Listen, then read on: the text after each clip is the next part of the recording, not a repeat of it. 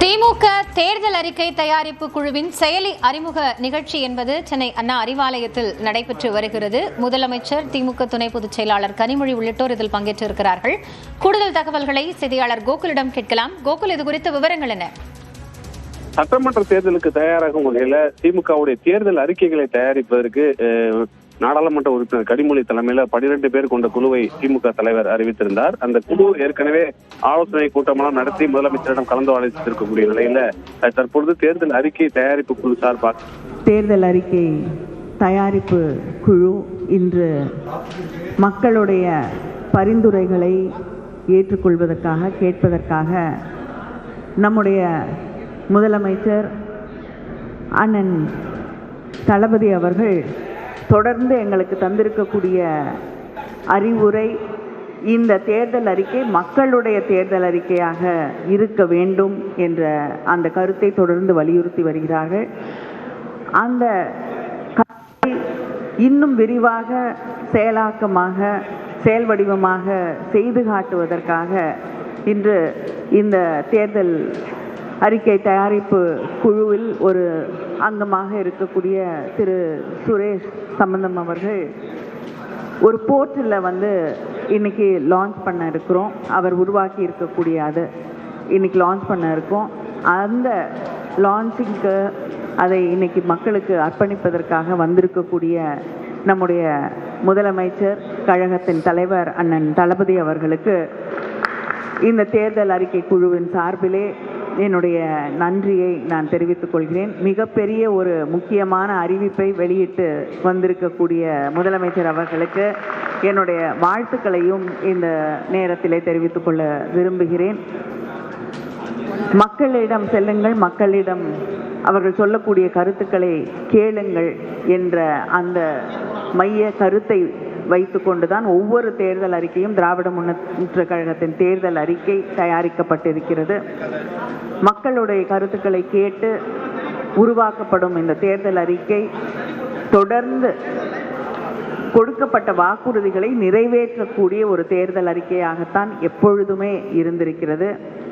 அந்த வழியிலே இன்று இந்த செயலி, இந்த போர்ட்டல், ஒரு வலைதளம், வலைவாசல் என்று அழைக்கலாம். அந்த வலைவாசலை இன்று நாங்கள் தலைவர் நம்முடைய அண்ணன் அவர்களின் கைகளால் இன்று மக்களுக்கு கொண்டு போய் சேர்க்க இருக்கிறோம். இதில் மக்களுடைய சாதாரண மக்களுடைய கருத்துக்கள், ஏன்னா நீங்கள் எந்த குழுவிலையும் ஒரு உறுப்பினராகவோ இல்லைன்னா எதை சார்ந்திருக்கக்கூடியவராக இல்லாமல் உங்களுடைய கருத்துக்களை நீங்கள் எதை தேவை அப்படின்னு நினைக்கிறீங்களோ அதை எங்களுக்கு தெரிவிக்க வேண்டும் என்று நினைத்தால் இந்த போர்ட்டல் வழியாக நீங்கள் பேசலாம், இல்லைன்னா அதில் டைப் பண்ணலாம். உங்களுடைய கருத்துக்களை நீங்கள் அதில் பதிவிடலாம்.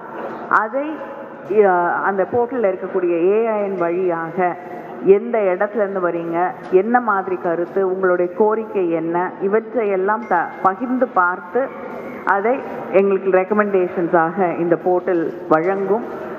அதை இன்னைக்கு நம்முடைய முதலமைச்சர் அவர்கள் லான்ச் பண்ண இருக்காங்க. அவருக்கு மீண்டும் என்னுடைய நன்றியை இந்த குழுவின் சார்பிலே தெரிவித்துக் கொள்கிறேன். சுரேஷ் சம்பந்தன் அவர்களுக்கும் இதுவை உருவாக்கி தந்திருக்கக்கூடிய அவருக்கும் என்னுடைய நன்றியை தெரிவித்துக் கொள்கிறேன். தற்போது மாண்புமிகு திராவிட நாயகன் கழக தலைவர் தமிழ்நாடு முதலமைச்சர் அவர்கள் இந்த வலைவாசல் எப்படி செயல்படும் என்ற ஒரு காணொளியை துவக்கி வைப்பார்.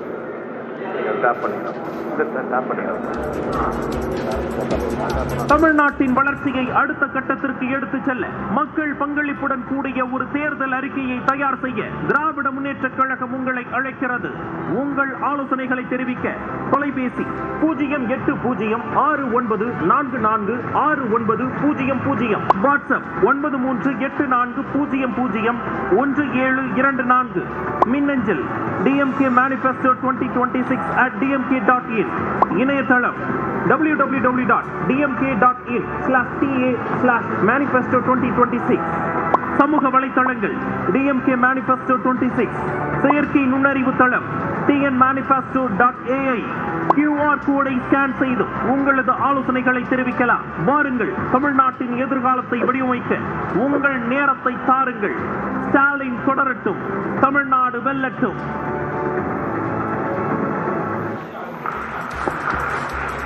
அடுத்ததாக இந்த திமுக தேர்தல் அறிக்கை பரிந்துரைகளுக்கான செயற்கை நுண்ணறிவு தளம் குறித்த விளக்குரையை இணைய நண்பர் திரு சுரேஷ் சம்பந்தம் அவர்கள் இங்கே தருவார்.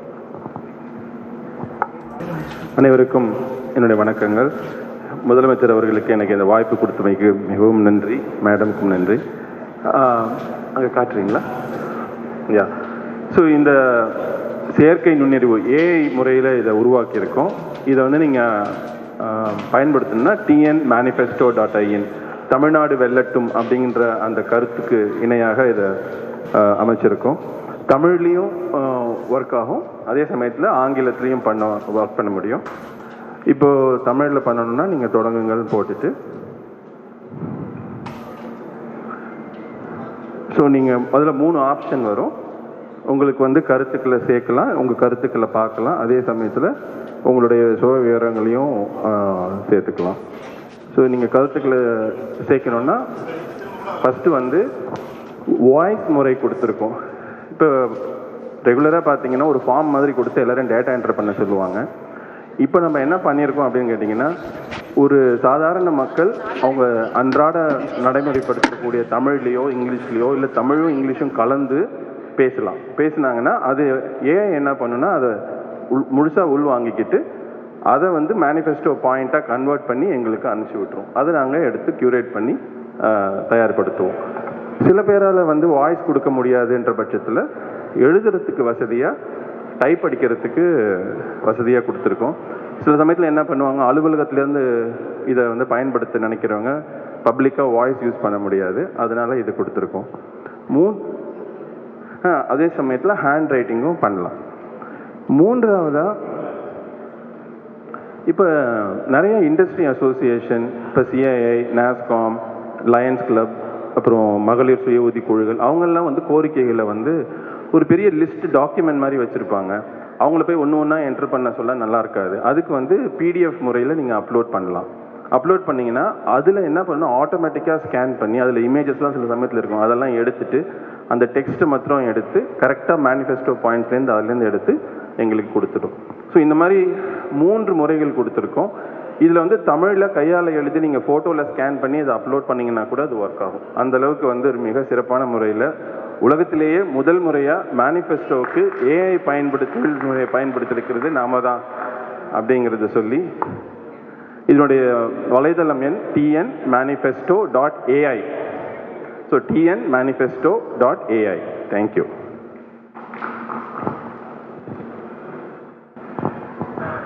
அடுத்ததாக நாம் அனைவரும் எதிர்பார்த்து கொண்டிருக்கோம் கழகத் தலைவர் மாண்புமிகு அவங்க இந்த நிகழ்விற்கு வருகை தந்து சிறப்பித்த மாண்புமிகு கழகத் தலைவர் மாண்புமிகு திராவிட நாயகன் தமிழ்நாடு முதலமைச்சர் அவர்களுக்கு எங்களின் சார்பாக நன்றி உரை நல்க மாண்புமிகு முன்னாள் எம்பி அவர். மக்களிடம் செல்வோம். எங்கள் தலைவர் தமிழக முதலமைச்சர் தளபதி அவர்கள் நாள்தோறும் செய்து கொண்டிருக்கும் பணி. மக்களிடம் செல்வோம், மக்களுக்காக நிற்போம், மக்களுக்காக பாடுபடுவோம் என்ற வகையிலே மிக சிறப்பாக பணியாற்றி வருகிற, செயல்பட்டு வருகிற எங்களுடைய முதலமைச்சர் அவர்களுக்கு இந்த தேர்தல் அறிக்கைக்கும் மக்களிடம் செல்லுங்கள் என்று எங்களுக்கு உத்தரவிட்டு இந்த பணியை இன்றைக்கு தொடங்கி வைத்திருக்கிறார். அவருக்கு இந்த குழுவின் சார்பில் மனமார்ந்த நன்றியை தெரிவித்துக் கொள்கிறோம். இங்கே வருகை தந்துள்ள கட்சியின் முன்னோடிகள், பத்திரிகையாளர்கள் அனைவருக்கும் மனமார்ந்த நன்றியை தெரிவித்துக் கொள்கிறேன். நன்றி, வணக்கம்.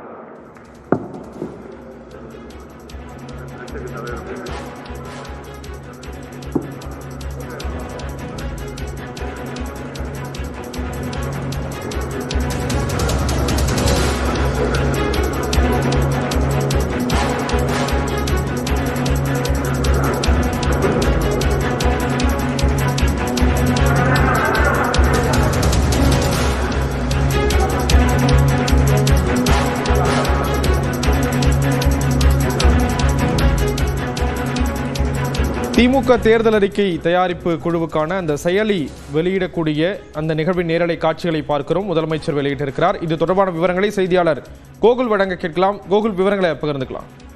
தற்பொழுது இந்த தேர்தல் அறிக்கை தயாரிப்பதற்கான செயலியை முதலமைச்சர் அறிமுகம் செய்திருக்கிறார். ஏஐ தொழில்நுட்பத்துடன் கூடிய இந்த செயலி குறிப்பாக வாய்ஸ், அதாவது பேசுவது போல் அந்த கோரிக்கைகளை சொல்வதற்கும், அதே போல எழுத்துப்பூர்வமாக பதிவு செய்வதற்கும், ஒரு ஃபைலாக பதிவேற்றம் செய்வதற்கும், கோரிக்கைகளை பதிவேற்றம் செய்வதற்கும் ஏதுவாக இந்த செயலி உருவாக்கப்பட்டிருப்பதாக விளக்கம் தெரிவிக்கப்பட்டிருக்கிறது. அதே போல வாட்ஸ்அப் மூலமும் கோரிக்கைகளை அனுப்பலாம் என்ற ஒரு வாட்ஸ்அப் எண்ணானது வெளியிடப்பட்டிருக்கிறது. தொலைபேசி மூலமும் கோரிக்கைகளை சொல்வதற்கும், QR கோடை ஸ்கேன் செய்து அதன் மூலம் கோரிக்கைகளை பரிந்துரை செய்வதற்கும் ஏற்பாடுகள் செய்யப்பட்டிருக்கிறது. இமெயில் தகவல்களை வழங்கியதற்கு நன்றி கோகுல்.